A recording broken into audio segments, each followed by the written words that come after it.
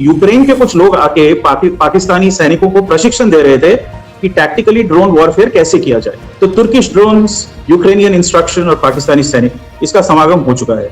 आसिम मुनीर के दिमाग में कुछ बड़ा है। 1 लाख मुजाहिदों को तैयार किया है जिन्होंने प्रशिक्षण चाइना में पाया। स्पेशल फोर्सेस प्रशिक्षण लिया इन्होंने।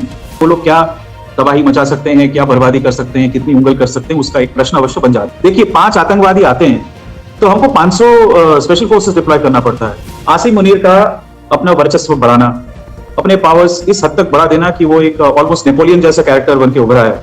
इंडिया को एक वो पुचकारने के लिए बोल देते हैं कि उनका बाइडू सैटेलाइट चेन है, उसमें 5 सैटेलाइट्स पाकिस्तान को डेडिकेटेड है, वो सारे भारतवर्ष के ऊपर हैं, monitoring every inch of India. जब बॉम्बिंग करने गए तब पता लगा यार ये जीपीएस काम ही नहीं कर रहा, ये तो बिगड़ा हुआ है। पिछले 60 घंटे से, और पहले अभी रुका नहीं है, जहाज आ रहे हैं, उतर रहे हैं, सामान उतार रहे हैं, जा रहे हैं। 40-45 बार अगर C-17 जैसा एक जहाज 60 टन कैरी करता है तो आप लोग खुद सोचिए, अंदाजा लगाइए कि कितना सामान उतारा गया है। और इनका अगर अनुपात देखें तो 60% जो जहाज है, हवाई जहाज है, वो चाइना से आए हैं, 40% तुर्की से आए हैं। पिछले 1 साल से काफी इक्विपमेंट वहां से आ जा रहा है पाकिस्तान की तरफ। ये सब मिले हुए हैं। आप लोग सोच लें कि पाकिस्तान के साथ युद्ध का मतलब है आप चाइना, अमेरिका और तुर्की के खिलाफ लड़ रहे हो। CDF बनना आसिम मुनीर का और उसके साथ उनकी जो पावर्स हैं, why it is highly ambitious place, specially targeted against India, Bharat के खिलाफ, भारत पे चौतरफा आक्रमण करने की कोशिश, उसके बारे में, उसके एक्सपेंशन के बारे में हम बात करेंगे।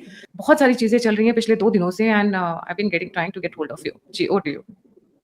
तो पहले हम बात कर रहे हैं आसिम मुनीर साहब का, जो ये पाकिस्तान का एक्सपेंशन होना हो, उनका एक्सपेंशन अवश्य हो रहा है। तो एक्सपेंशन इस दिशा में है कि उन्होंने कई सारे और जो क्षमताएं हैं वो अपने पास उन्होंने रख ली हैं। नंबर 1 क्या किया उन्हें अपने आप को एक, जैसे भारतवर्ष में CDS होता है लेकिन that is more of a strategic coordination post, उन्होंने अपने आप को सर्वा मिलिट्री कमांडर घोषित किया है। Chief of defence forces, CDF, एक उन्होंने नया अपने आप को डेजिग्नेशन दिया है।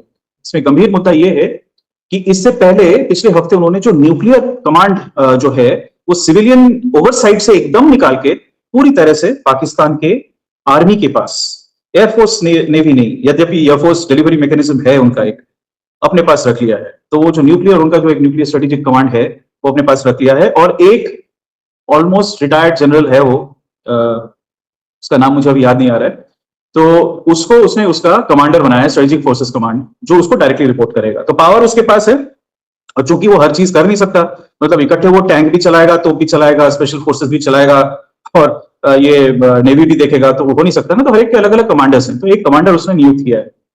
तो ये एक अपने आप में एक डेवलपमेंट है। ये दर्शाती है कि पाकिस्तानी मिलिट्री जो है वो चारों तरफ से इस वक्त थोड़ा सा त्रस्त भी है, लेकिन उनकी जो महत्वाकांक्षा है वो कम नहीं हुई।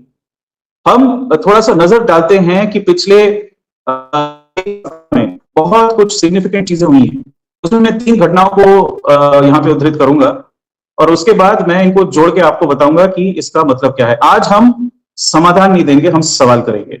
ये सवाल हम अगर करें, हम में से कोई भी करें, तो कई चीजें स्पष्ट हो जाती हैं। तो वही मैं आपको बताऊंगा। पहला, पिछले 60 घंटे से, और पहले अभी रुका नहीं है, चाइना और तुर्की से अफगानिस्तान के रास्ते होते हुए और तुर्की की तरफ से सेंट्रल एशिया और अफगानिस्तान होते हुए नूर खान एयरबेस और जो भी न्यूली रिपेयर्ड है, वहां पे एक के बाद एक हवाई जहाज, कौन से कैटेगरी के, जैसे C-17 heavy lift cargo aircraft है इंडिया का, उस कैटेगरी के चाइनीज जहाज, और तुर्की के पास तो वो है ही, वो जहाज आ रहे हैं, उतर रहे हैं, सामान उतार रहे हैं, जा रहे हैं। और वो सामान सब कुछ टारपोलिन या तिरपाल के नीचे है, तो एग्जैक्टली डायरेक्टली दिख नहीं रहा है, सैटेलाइट से भी उतना पता नहीं लग रहा, लेकिन लंबे आकृति के कई सारी चीजें हैं, कुछ छोटे बड़े बक्से हैं, तो ये सारी चीजें उतर रही हैं। 60 घंटे आप लोग सोचिए, कम से कम ये 60 घंटे में 40-45 सॉर्टीज तो हो चुकी होंगी। 40-45 बार अगर C-17 जैसा एक जहाज 60 टन कैरी करता है, तो आप लोग खुद सोचिए, अंदाजा लगाइए कि कितना सामान उतारा गया है। अच्छा, मैं आप लोगों को थोड़ा सा इसमें फ्लेवर दूंगा, और ये फ्लेवर, मैं इसका कोई आधिकारिक मैं जानकारी नहीं दे रहा हूं, तो आप मुझे बाद में मत कोसना कि ये क्या बता दिया। लेकिन जहां तक जियोपॉलिटिकल या स्ट्रेटेजिक अफेयर सर्कल में सुनने को आया है कि अमेरिका ने तुर्की को अपॉइंट किया है to supply equipment and ammunition and other things to Pakistan on its behalf. चीजें बड़ी पेचीदा है इस वक्त। अमेरिका थोड़ा सा पीछे हट रहा है, हर क्षेत्र से सामरिक रूप से पीछे हट रहा है और कंसोलिडेट कर रहा है अपने आप को। तो उसने पहले वो क्या करता था कि डायरेक्टली जो प्रॉक्सी लड़ने वाले हैं उसके पक्ष में, उनको डायरेक्टली हथियार देता था अभी हथियार देने का काम भी अपने किसी और प्रॉक्सी को बोल रहा है कि तू हथियार दे इनको, तो तुर्की वो रोल अदा कर रहा है। चाइना तो ट्रेडिशनली पाकिस्तान का आप देख लीजिए 80% इस वक्त जितना भी सामरिक हथियार है, आधुनिक बोले पुरानी बोले, सब चाइना से आता है, तो वो तो अपना काम कर ही रही है। और इनका अगर अनुपात देखें तो 60% जो जहाज है, हवाई जहाज है, वो चाइना से आए हैं, 40% तुर्की से आए हैं। अब मैं बता देता हूं कि क्या चीज है। तुर्की से अनुमान लगाया जा रहा है, मैंने कुछ नाम लिखे हैं, आपको पढ़ के सुना देता हूं मैं। STM जो कंपनी का नाम है तुर्की का, अल्पागुत और कुजगान, ये क्या चीजें हैं? अल्पागुत और कुजगान नहीं, कुजगुन, ये हैं स्मार्ट लॉइटरिंग म्यूनिशंस जो 1000 किलोमीटर तक के रेंज के लिए, यानी भारतवर्ष का एक बहुत बड़ा दायरा इसके उसके आयत्व में आ जाता है। ये तो नहीं कह सकते हैं कि उनको बलोच रेबल्स के खिलाफ ये इस तरह के ड्रोन्स चाहिए, इस तरह का म्यूनिशन चाहिए। हाँ, आप इस्तेमाल कर सकते हो, लेकिन 1000 किलोमीटर तक के रेंज का इंगित इसी तरफ जाता है कि भारतवर्ष के खिलाफ। दूसरा, बाइकर बोल के एक कंपनी है, बेरफ्तार ड्रोन भी यही लोग बनाते हैं, तो उनका एक K2 ड्रोन है जो उनका अत्याधुनिक long range kamikaze swarm drone है। Long range kamikaze swarm drone का मतलब है कि एक झुंड में आते हैं ड्रोन्स, और लॉन्ग रेंज मतलब तो भारी क्षमता के हैं, तो हर एक का पेलोड काफी हैवी होता है। मान लीजिए इकट्ठे 100 या 200 40-50 किलो का वजन का पेलोड लेके आ रहे हैं, मतलब एक टाइम पे आप 4000-5000 किलो हेवी हाई एक्सप्लोसिव्स आप उसको कैरी कर सकते हो। और दूसरा है, इसका प्रोनाउंसिएशन थोड़ा अजीब है, तुर्किश नाम है ये, सिविरिसिनेक। ये भी एक जीपीएस डिनाइड, यानी अगर आपका सैटेलाइट ना चले, सैटेलाइट के माध्यम से अगर आप ग्लोबल पोजिशनिंग ना कर पाओ, उस केस में भी ये अपना काम कर जाती है, अपने निशाने तक जाके वो अटैक कर सकती है। तो ये चीजें, ये भारी मात्रा में सुना है सप्लाई किया गया है तुर्की की तरफ से। ये तुर्की को इसमें महारत है, इसमें कोई शक नहीं है। विश्व में इस वक्त 4 या 5 देश हैं जो ड्रोन वॉरफेयर में उन्होंने महारत हासिल करी है। एक तो ऑब्वियस है आपका यूक्रेन, रशिया, क्योंकि वो लोग ऐसे ही लड़ रहे हैं। तीसरा है ईरान, चौथा है तुर्की, और इन सब ने यूक्रेन युद्ध में अपने सामान को टेस्ट कर लिया है। ईरान ने रशिया की तरफ से, तुर्की ने यूक्रेन की तरफ से, ठीक है। चाइना विंग लूंग बोल के एक ड्रोन बनाती है, जो हमारे पास जैसे रीपर ड्रोन से अमेरिका से लिए हुए या सी गार्डियन, उस कैलिबर के, उस पेलोड के हैं। वो रिकॉनेसेंस भी करते हैं और वो मिसाइल्स भी कैरी करते हैं, सो अटैक फॉर्मेशन में भी आ सकते हैं। तो चाइना का फोकस उस तरफ है। तो रशिया, यूक्रेन, ईरान, तुर्की, ये अभी ड्रोन वॉरफेयर में काफी यहाँ पे काम हुआ है। तो इस बार ये जो इक्विपमेंट आया है तुर्की से, दे आर नॉट वो जो पहले ये लोग भेज रहे थे, ये थोड़े से एडवांस्ड हैं, ज्यादा सोफिस्टिकेटेड है। झुंड भी ज्यादा है क्योंकि बहुत भारी मात्रा में उतर रहा है। और बाय द वे पिछले 60 घंटे में जो आया उससे पहले भी हो रहा था, लोगों ने ध्यान नहीं दिया। पिछले 1 साल से काफी इक्विपमेंट वहां से आ जा रहा है पाकिस्तान की तरफ। मैं आप लोगों को यह भी बता दूं कि यूक्रेन के कुछ लोग आके पाकिस्तानी सैनिकों को प्रशिक्षण दे रहे थे कि टैक्टिकली ड्रोन वॉरफेयर कैसे किया जाए। तो ये भी चीज साथ में चल रही थी। तो तुर्किश ड्रोन्स, यूक्रेनियन इंस्ट्रक्शन और पाकिस्तानी सैनिक, इसका समागम हो चुका है। अभी इक्विपमेंट उतार रहे हैं भारी मात्रा में। अच्छा, इसके अलावा क्या आया है? आप लोगों ने कहीं पे पढ़ा होगा कि चाइना जो है पाकिस्तान को SH-15 बोल के एक 155 मिलीमीटर तोपखाना, उसके 250 उन्होंने पाकिस्तान को भेजा है, 250 की मात्रा में। ये तोपखाने अहम क्यों है? नंबर 1, इसका तथाकथित रेंज 70-72 किलोमीटर बताया जाता है, मेरे हिसाब से वो 27 किलोमीटर है। वो जो भी हो, लेकिन ये एक हेवी ड्यूटी तोपखाना है, और ये ट्रक माउंटेड है। और उसकी एक और विशेषता है, नॉर्मली हावित्सर ये जो चीज होती है वो ऐसे आर्क में जाके गोले फेंकती है, पैराबोलिक आर्क में, ठीक है। लेकिन ये जो है SH-15 सिस्टम, इसकी एक खासियत ये है कि वो एलिवेशन को कम करके एकदम फ्लैट हाई वेलोसिटी राउंड्स भी फायर कर सकती है, जो एंटी टैंक और एंटी बंकर के हिसाब से भी काम कर सकती है। तो ये एक स्पेशलाइज्ड आर्टिलरी सिस्टम है। चाइना ने बड़े सारे क्लेम्स कर रखे हैं इसके बारे में, किसी युद्ध में इसका टेस्ट नहीं हुआ है। तो पाकिस्तान जो है वो एक इनका प्रूविंग ग्राउंड बन जाएगा। अब देखते हैं ये जो नए हथियार आए हैं उसका ये क्या इस्तेमाल करते हैं। लेकिन इतनी भारी मात्रा में हथियार लाने का मतलब तो एक ही है कि पाकिस्तान कुछ तो बड़ा प्लान कर रहा है। आसिम मुनीर के दिमाग में कुछ बड़ा है। उन्होंने अपना जो सोशल मीडिया के थ्रू ये लोग साइबर साइऑप्स करते रहते हैं, अपना एक केस तो बना के रख ही लिया है इंटरनेशनल मीडिया के सामने कि भाई हमारे तो पानी इन्होंने रोक के रखा है, हम बड़े आतुर हैं, हमारे ऊपर देखो अत्याचार हो रहे हैं, हम तो बेचारे से हैं। तो अब और हमारे देखिए, हमारे नेशनल असेंबली में हमारे जो सियासतदान हैं वो तो कह ही चुके हैं कि भारतवर्ष ने पानी रोका तो यहाँ से चलेगा हथियार, यहाँ से न्यूक्लियर भी चल सकता है। ये सारी चीजें, हाँ, तो ये इन्होंने जैसे पहले वो बोलते थे ना फॉल्स फ्लैग ऑपरेशन, तो ये मीडिया में फॉल्स फ्लैग ऑपरेशन करके रखा हुआ है, तो तैयारी है। दूसरी चीज जो वो कर सकते हैं वो ये है, जो पहले से ही करते हैं, इनका एक स्टैंडर्ड ऑपरेटिंग प्रोसीजर है कि भारतवर्ष को प्रोवोक करो, लेकिन मुझे नहीं लगता इस बार वो वाला पैंतरा है। ऑल्दो जैश ए मोहम्मद, आप सबको पता है लश्कर तैयबा और जैश ए मोहम्मद दो सबसे बड़े इनके संगठन है आतंकवादी, लेकिन जैश ए मोहम्मद ने अभी खबरें आ रही हैं कि 1 लाख मुजाहिदों को तैयार किया है, जिन्होंने प्रशिक्षण चाइना में पाया, स्पेशल फोर्सेस प्रशिक्षण लिया इन्होंने, और उसके साथ इनको, ये मुजाहिद हैं तो ये फट भी सकते हैं, मतलब अगर पकड़े जाएं तो अपने आप को ब्लास्ट कर देंगे। तो उस हिसाब से 1 लाख की संख्या अपने आप में उतना महत्वपूर्ण नहीं है, लेकिन वो लोग क्या तबाही मचा सकते हैं, क्या बर्बादी कर सकते हैं, कितनी उंगल कर सकते हैं, उसका एक प्रश्न अवश्य बन जाता है। एक almost endless supply of fodder है। देखिए 5 आतंकवादी आते हैं तो हमको 500 स्पेशल फोर्सेस डिप्लॉय करना पड़ता है, 2000 का पुलिस कॉर्डन बनाना पड़ता है, अपने सेंट्रल जो पुलिस फोर्सेस है उनका कॉर्डन बनाना पड़ता है। मतलब आप 5 लोगों को सप्रेस करने के लिए 2500-3000 सैनिकों को लगा के रखते हो, तो उलझाना भी तो एक काम है ना। एक तो क्षति पहुंचाना है, लोगों को हानि पहुंचाना है, मारकाट करना है, दूसरा है ये अपने सिक्योरिटी फोर्सेस को उलझा के रखना। तो ये सारी गतिविधियां भी हो रही हैं। तो इन अब सारी चीजों को अगर हम छोड़ दें, आसिम मुनीर का अपना वर्चस्व बढ़ाना, अपने पावर्स इस हद तक बढ़ा देना कि वो एक ऑलमोस्ट नेपोलियन जैसा कैरेक्टर बन के उभरा है, और फिर सिविलियन ओवरसाइट से उसने न्यूक्लियर वेपन्स ले लिया है, अपने कब्जे में कर लिया है, इतनी भारी मात्रा में असला उतारा है। ये तो 60 घंटे का तो दिख रहा है, इससे पहले भी करता है, 1 साल से वो एक्यूमुलेट कर रहा है। ठीक है, जो रनवे बिगड़ गए थे वो मोरलेस रिपेयर्ड हैं, तो इनका एयरफोर्स भी अब मोरलेस ऑपरेट कर सकता है। और उसके साथ भारी मात्रा में चीनियों ने क्या कहते हैं उसको, PL-15E एक्सपोर्ट वर्जन, तो PL-15 को उन्होंने सप्लाई कर दिया है। PL-15 एक JTENC के साथ लगा होता है, and this is there long range weapon system.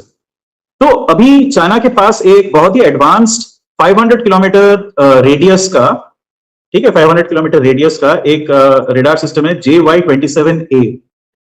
तो अपार्ट फ्रॉम SH-15, ये JY-27A वाला जो सिस्टम है, सुनने में आया है कि वो भी सप्लाई किया गया। सो PL-15 मिसाइल्स भारी मात्रा में JY-27A चाइना ने सप्लाई किया है। दिस इज ऑल्सो अनटेस्टेड, ये उनका सबसे आधुनिक एक रेडार सिस्टम है। तो ये एक बढ़िया मौका है, अगर इंडिया के साथ कुछ होता है तो वो उसको टेस्ट करवा लेंगे, क्योंकि अल्टीमेटली तो इंडिया के साथ कभी ना कभी चाइना का संघर्ष होएगा। ये सारे वेपन्स टेस्ट हो जाएंगे, जो खामियां हैं उसको वो बग्स को फिक्स कर देंगे, उनको इंप्रूव करेंगे, यही उनकी मंशा है। तो अब मंशा पे आते हैं।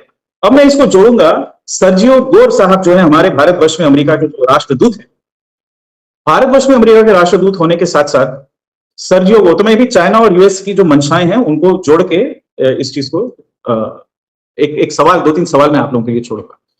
तो उन्होंने, वो आप सबको पता है, कश्मीर गए, कई लोगों ने इस पे बहुत अच्छी टिप्पणियां की हैं। हमारी मीडिया उछल रही है कि वाह वाह वाह, यूएस देखो अब तो भारत के पाले में आ गया है, सर्जियो गोर ने सर्टिफिकेट दे दिया है कि कश्मीर तो भारत का एक इंपॉर्टेंट अंग है। पहले तो ये लोग कहते थे डिस्प्यूटेड टेरिटरी, अभी अभिन्न अंग बता रही है। तो बहुत बढ़िया, बहुत बढ़िया।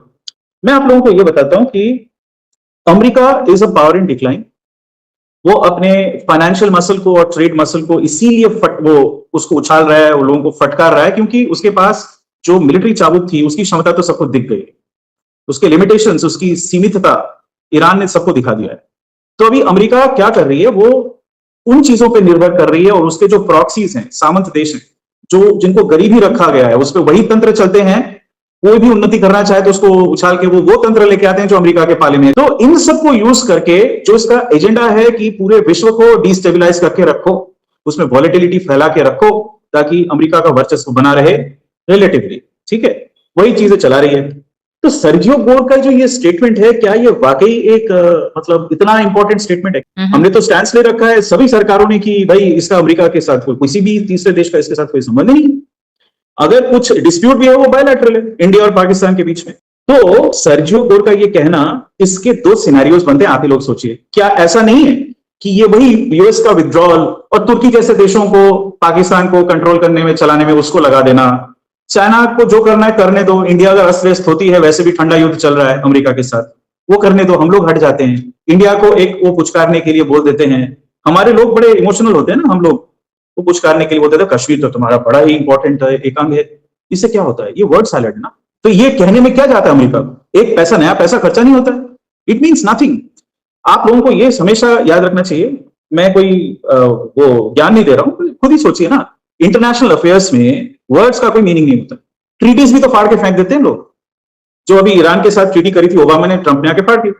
तो ट्रीटीज का भी क्या मायने है? कुछ नहीं है, एक्शंस का मायने होता है। तो आप लोग ये जो ट्रंप उछल उछल के अपने ट्रूथ सोशल में ट्वीट्स करता है, ये सर्जियो गोर ने क्या कहा या नहीं कहा, मार्को रूबियो क्या बोल रहा है, इन सब चीजों पे ध्यान मत दें। आप देखिए वो कर क्या है। You have to look at actions, वही सबसे क्रिटिकल है और तभी हम अनुमान लगा पाएंगे कि चल क्या रहा है। तो मैं तो इसको पूरा कहते हैं ना अंग्रेजी में पिंच ऑफ सॉल्ट, में तो बकेट ऑफ सॉल्ट से ये स्टेटमेंट को मैं पढ़ूंगा। दूसरा सवाल मैं करता हूं आप लोगों को, क्या यह भी नहीं हो सकता है कि अमेरिका और चाइना दोनों का एक जगह पे एजेंडा मिल जाता है कि इंडिया को डिस्टेबलाइज रखें, इंडिया को उलझा दें, इंडिया में यूक्रेन वाली स्थिति पैदा कर दें, बांग्लादेश की तरफ से बड़ी कोशिशें करी, नहीं हुआ तो पाकिस्तान को लगा देते इस काम में। तो अगर चाइना ने पाकिस्तान को $1.5-2 बिलियन के अपने सस्ते हथियार दे देती है, सस्ते थोड़े से ज्यादा कारगर हथियार दे देती है, अमेरिका अगर तुर्की के थ्रू $2-3 बिलियन के और हथियार दे देती है, ठीक है, और सऊदी अरेबिया के थ्रू थोड़ा पैसा वैसा देके पाकिस्तान को क्षमता दे देती है, आप भैया तू थोड़ा सा एम्यूनिशन वगैरह अपना बना ले, तो उसमें क्या जाता है? बहुत ही सस्ते में हम इंडिया को उलझा सकते हैं और एक यूक्रेन जैसी स्थिति उत्पन्न कर देंगे। यूएसए बोलेगी भाई हम तो कुछ कर ही नहीं रहे हैं, लेकिन तुर्की जो एक नेटो का मेंबर है और अमेरिकी हथियार उसके पास है, वो सप्लाई करती रहेगी पाकिस्तान को। जो काम इन्होंने पहले ईरान के थ्रू किया था 65 और 71 में, वही चीज अब की बार फिर से करेंगे। क्या ये नहीं हो सकता? तो ये भी तो एक सिनेरियो बनता है। तो आप जैसे मोहम्मद के थ्रू थोड़ा इंसिडेंट करवा दो, हमारी पॉलिसी अब डिक्लेयर्ड है कि कोई भी act of terrorism is an act of war, तो हम लोग तो हमला करेंगे। जैसे हमला होगा तो यूक्रेन वाली स्थिति पैदा कर दो। हमारे देश में भी अस्थिरता है, ये सारे जो 0.5 वाले लोग हैं उन्होंने इस बात का एडवांटेज उठाया है कि दुनिया में एक चेंज ओवर आ रहा है in employment, education, these things because of new technologies. तो उसके चलते एक स्थिति ये उत्पन्न हुई है जिसमें आप आंदोलन चलवा सकते हो। तो अंदर अगर अस्थिरता है और बाहर से आक्रमण होता है तो थोड़ी सी दिक्कत आ जाती है ना किसी भी सरकार के लिए उससे जूझने के लिए। तो यहाँ पे चाइना और अमेरिका का जो उद्देश्य है भारतवर्ष के प्रति वो मिल जाते हैं।